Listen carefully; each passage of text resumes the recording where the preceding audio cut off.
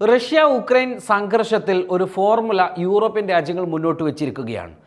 ഈ ഫോർമുല ഒരിക്കലും റഷ്യ അംഗീകരിക്കില്ലെന്ന് മാത്രമല്ല, അവർ പുച്ഛത്തോടുകൂടി തള്ളിക്കളയുക കൂടി ചെയ്യും. ആ വാർത്തയിലേക്ക് നമുക്ക് വരാം.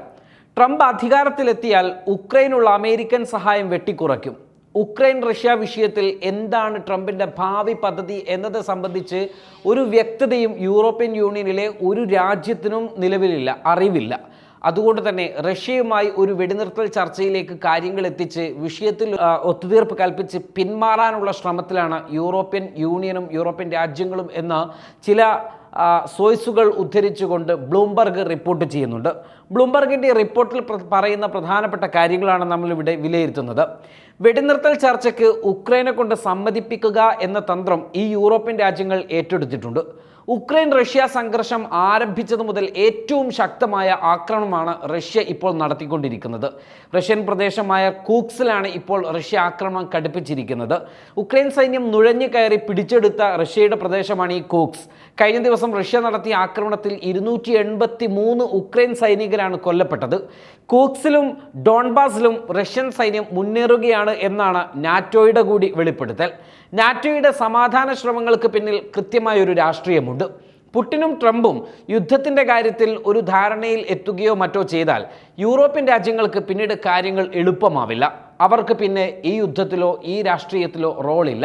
ഇപ്പോൾ തന്നെ നാറ്റോയ്ക്കെതിരെ റഷ്യ പടപ്പുറപ്പാട് തുടങ്ങിക്കഴിഞ്ഞു. ട്രംപ് ടീം ഉക്രൈന് സഹായം നൽകുന്നത് നിർത്തിവെക്കുകയോ വെട്ടിക്കുറക്കുകയോ ചെയ്താൽ ആ ചുമതല നാറ്റോയുടെ മാത്രം ഉത്തരവാദിത്വത്തിലാകും, അല്ലെങ്കിൽ യൂറോപ്യൻ യൂണിയൻ്റെ ബാധ്യതയാകും. അങ്ങനെ വന്നാൽ ഇത് റഷ്യ യൂറോപ്പ് സംഘർഷമായി പരിണമിക്കും. ഇതിനെ യൂറോപ്യൻ രാജ്യങ്ങൾ ഭയക്കുന്നുണ്ട്. തങ്ങളുടെ രാജ്യത്തിനകത്ത് വലിയ അപകടമുണ്ടാക്കിയ ബ്രിട്ടനെതിരെ റഷ്യ ഏത് നിമിഷവും തിരിച്ചടിക്കുമെന്ന അവസ്ഥ നിലനിൽക്കുകയാണ്. അതുകൊണ്ട് തന്നെയാണ് സമാധാന വെടിനിർത്തൽ എന്ന തന്ത്രത്തിലേക്ക് യൂറോപ്യൻ യൂണിയൻ പെട്ടെന്ന് തന്നെ വരുന്നത്. എന്നാൽ പുടിൻ ഇത്തരം ചർച്ചകൾക്കൊന്നും മുൻകൈയെടുക്കുകയോ ഏതെങ്കിലും കാര്യങ്ങളോട് പ്രതികരിക്കുകയോ പോലും ചെയ്തിട്ടില്ല. കഴിഞ്ഞ ആഴ്ചയിൽ യൂറോപ്യൻ രാജ്യങ്ങൾ ബ്രസൽസിൽ ഒരു യോഗം ചേരുന്നുണ്ട്. ഈ യോഗം ചേർന്നപ്പോൾ അവരൊരു സമാധാന ഫോർമുല കൈക്കൊണ്ടു.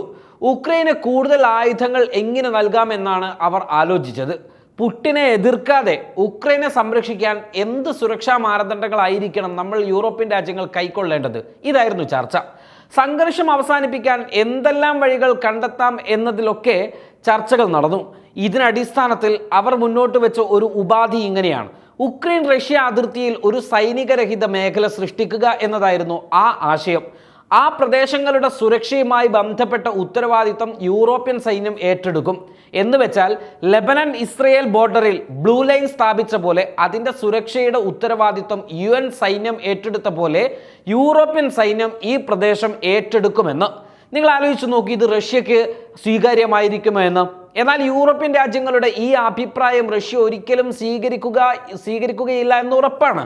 ഉക്രൈൻ ആക്രമിക്കാൻ പ്രധാനമായും 2 കാരണങ്ങളാണ് റഷ്യ മുന്നോട്ട് വെച്ചത്. ഒന്ന്, അവർ നാറ്റോയിൽ ചേരാൻ ആഗ്രഹിച്ചതാണെങ്കിൽ മറ്റൊന്ന്, പടിഞ്ഞാറൻ സൈനികർക്ക് ഉക്രൈനിൽ ക്യാമ്പുകൾ ഒരുക്കാൻ ഉക്രൈൻ തയ്യാറായതാണ്.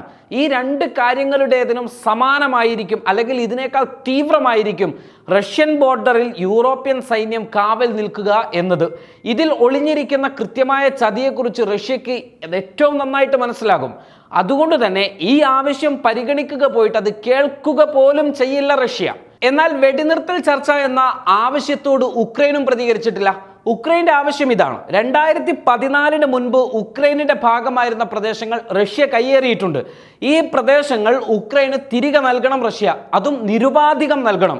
പ്രദേശത്തിന്മേലുള്ള എല്ലാ അവകാശങ്ങളും റഷ്യ അവസാനിപ്പിക്കണം. അവിടെയുള്ള സൈനികർ പിരിഞ്ഞു പോകണം. തങ്ങളുടെ രാജ്യത്തെ അസ്ഥിരപ്പെടുത്തുന്ന നടപടികളിൽ നിന്നും റഷ്യ പിന്മാറണം. ഇവയൊക്കെയാണ് ഉക്രൈൻ്റെ ആവശ്യം. എന്നാൽ റഷ്യ ആവട്ടെ തങ്ങളുടെ പഴയ സോവിയറ്റ് യൂണിയൻ്റെ ഭാഗമായുള്ള പ്രദേശങ്ങൾ വ്യാപിപ്പിക്കുവാൻ ലക്ഷ്യമിടുമ്പോൾ ഈ വാദങ്ങളൊന്നും തന്നെ റഷ്യ മുഖവിലക്കെടുക്കില്ല എന്നുറപ്പാണ്. റഷ്യ ഈ പ്രദേശങ്ങൾ ഒഴിവാക്കിയാൽ തങ്ങൾ നാറ്റോയിൽ ചേരാനുള്ള ശ്രമത്തിൽ നിന്നും പിന്നോട്ട് പോകുമെന്നാണ് വ്ളാഡിമിർ സെലൻസ്കി പിന്നീട് മുന്നോട്ട് വച്ചിരിക്കുന്ന ഡിമാൻഡ്. എന്നാൽ മറ്റൊരവസരത്തിൽ ഈ സെലൻസ്കി തന്നെ പറഞ്ഞത്, നാറ്റോ അംഗത്വം നാറ്റോ രാജ്യങ്ങളും അമേരിക്കയും ഉറപ്പ് നൽകുകയാണെങ്കിൽ ഈ പ്രദേശങ്ങൾ റഷ്യ തന്നെ കൈവശം വെച്ചോട്ടെ, ഈ പ്രദേശങ്ങൾ ഇല്ലാതെ തന്നെ ഞങ്ങൾ വിട്ടു നിൽക്കും എന്നാണ്. എന്നാൽ റഷ്യയുമായി വെടിനിർത്തലിന് സമ്മതിക്കാമെന്നും സെലൻസ്കി വ്യക്തമാക്കിയിരുന്നു. എന്നാൽ ചർച്ചയ്ക്ക് തങ്ങൾ തയ്യാറാണെന്ന് ഇതിനോടകം നിരവധി തവണ റഷ്യ വ്യക്തമാക്കിയിരുന്നുവെങ്കിലും ഒരു ചർച്ചയ്ക്കും ഇതുവരെ റഷ്യ ചെവി കൊണ്ടിട്ടില്ല. അതിന് കാരണം റഷ്യ ഉന്നയിക്കുന്ന അവരുടെ തന്നെ ചില പ്രഖ്യാപിത നയങ്ങൾ നടപ്പിലാക്കുക എന്നതുകൊണ്ട് തന്നെയാണ്. അങ്ങനെ വരുമ്പോൾ ഉക്രൈൻ നാറ്റോയിൽ ചേരാനോ സൈനിക താവളം ഒരുക്കാനോ പാടില്ല, പിടിച്ചെടുത്ത ഭൂമി വിട്ടു നൽകാനും പോകുന്നില്ല. ഈ സാഹചര്യത്തിൽ ഒരു ചർച്ചയും വിജയിക്കില്ല എന്നുറപ്പാണ്.